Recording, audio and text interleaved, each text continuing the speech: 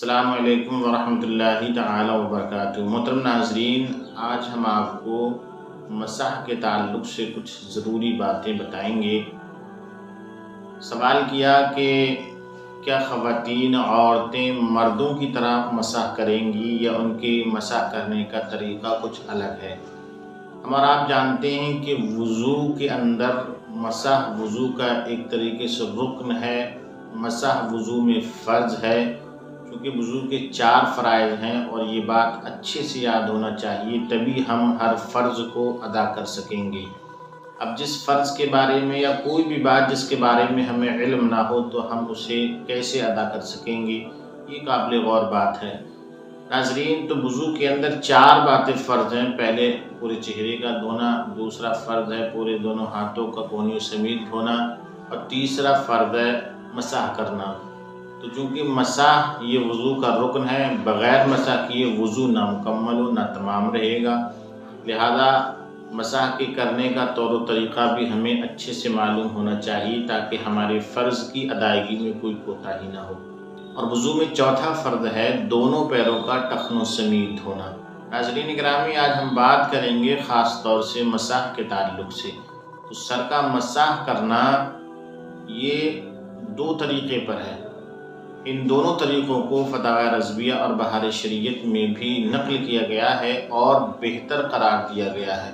سب سے پہلا طریقہ جو بہت ہی مشہور و معروف ہے، ہم اور آپ عام طریقے سے اسی طریقے سے مسح کرتے ہیں۔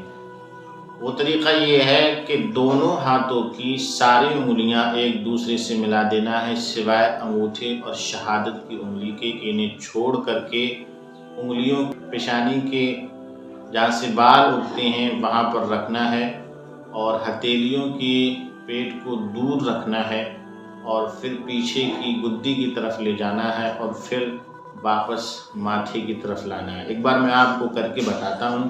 یہ دیکھیے، آپ دونوں ہاتھ ہیں ہمارے، ان دونوں ہاتھوں کی یہ ساری انگلیاں اس طریقے سے ہمیں ملا دینا ہے، صرف ان 2 انگلیاں اور ان دونوں انگوٹھوں کو چھوڑ کر۔ اب یہاں پر ہمیں اس طریقے سے جہاں سے یہ بال اگتے ہیں یہاں سے ان انگلیوں کا پیٹ لگانا ہے، ہتھیلیوں کا پیٹ الگ رکھنا ہے، پھر ہم اس طریقے سے پیچھے کی طرف لے جائیں گے۔ اب ہتھیلیاں پیچھے گدی سے ادھر ماتھے کی طرف لانا ہے۔